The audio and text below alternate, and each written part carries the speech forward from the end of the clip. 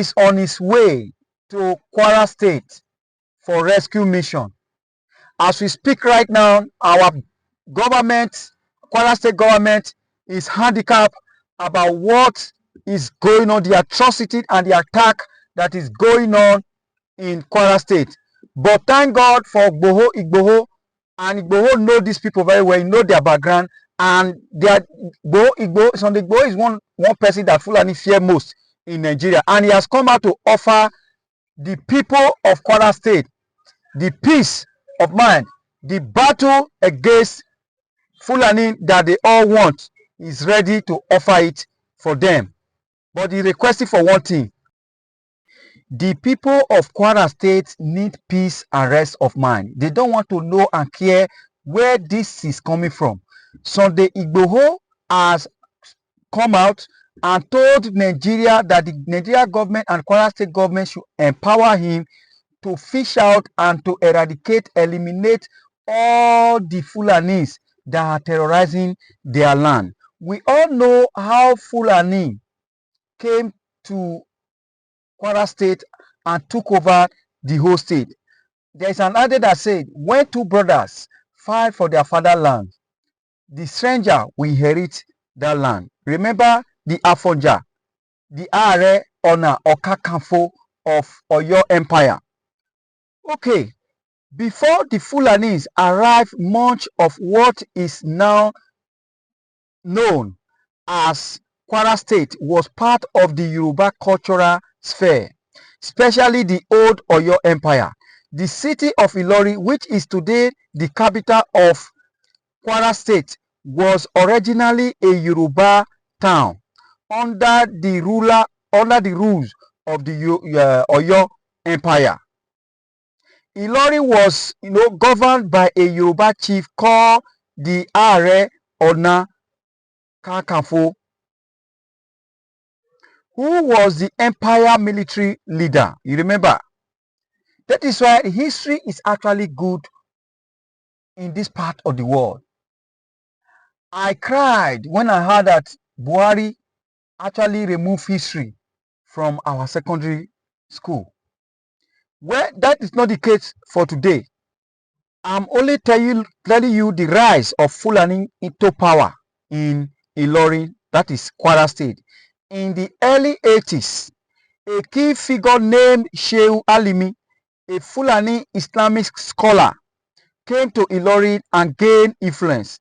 He allied with Afonja, the Are Ona Okakafo of Oyo, who had rebelled against the Oyo Empire. With support from Shehu Alimi and Muslim warriors, Afonja hoped to rule Ilorin independently from Oyo. However, the alliance turned sour after Afonja lost control. He was eventually killed by forces loyal to Shehu Alimi, the people that he invited to fight for him, to fight his brother and kill their brothers. It was the people that turned against Afonja that killed him. Following this, the Fulani established full control over Ilorin and installed Shehu Alimi descendant as emir. The warrior that was invited to come and fight, like he was paid to fight. But at the end of the day, he took over the land. And today, Ilorin or Kwara has, belonged to, or forcefully belonged to the Fulani. Ilorin became an emirate. Ilorin became part of the Sokoto Caliphate, a large Islamic empire established by Usman Danfodo's jihad. Though Ilorin was geographically and culturally Yoruba, it was politically, absorbed into the Fulani Islamic system and ruled by Fulani emir. This made Ilorin a Fulani emirate district from other Yoruba politics.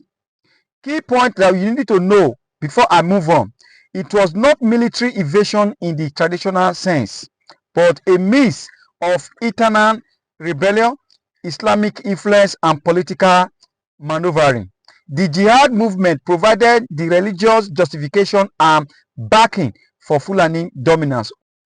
Over time, Fulani rulers consolidated power and resisted requests or reconquest by the Oyo Empire. So, having said all this, who are the Fulani? Fulani are the traditionally nomadic or semi-nomadic pastoralists who move across Nigeria and West Africa in search of grazing. So in doing this, there is tension and conflict in Kwara as we speak right now. In recent years, clashes between herders and farmers have occurred in Kwara, including some in other areas. Crops destruction by cattle, land dispute, competition for scarce resources, and so many other things. Now they are tired. These people are tired of their culture. They are tired of Fulani killing them on daily basis. They are tired of being subject in their own land. They are tired of being strangers in their own land.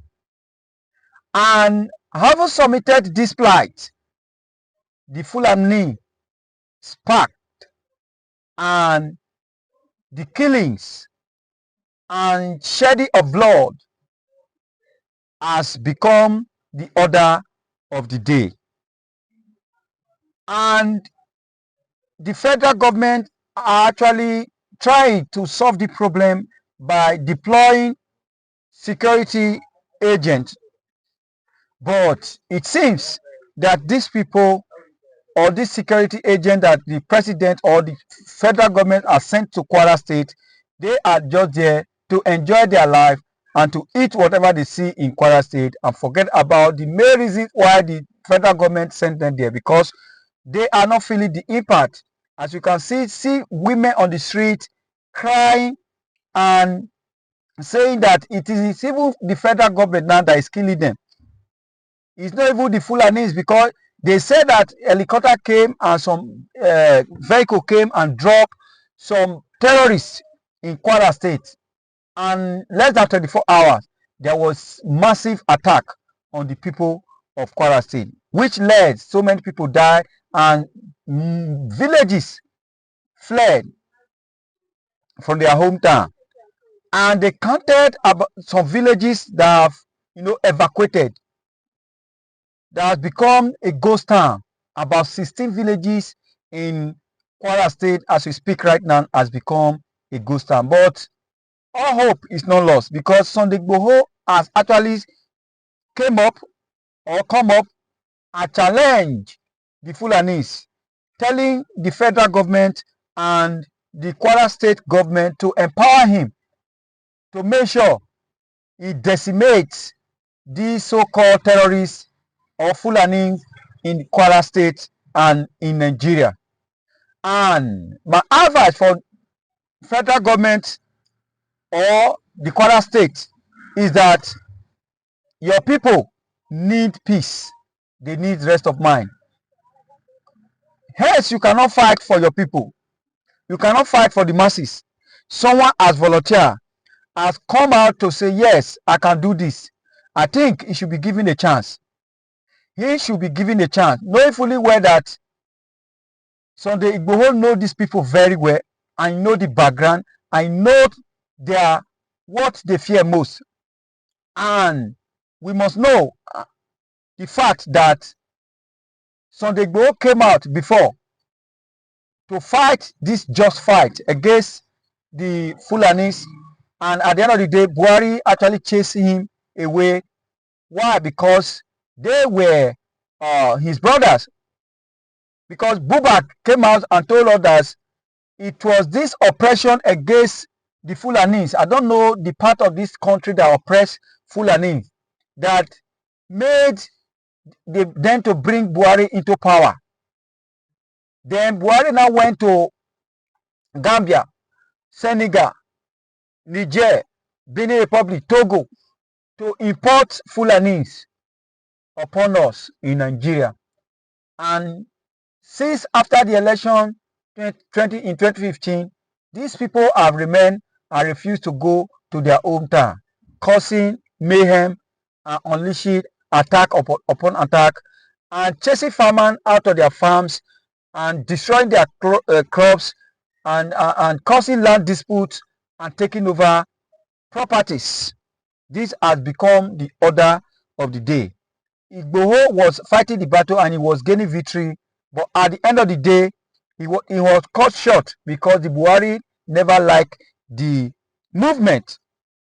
Now, the people of Kwara have suffered a lot, and they are not saying, Fulani, this is not your land. You must go. You must go. You have to go. They have to live in peace.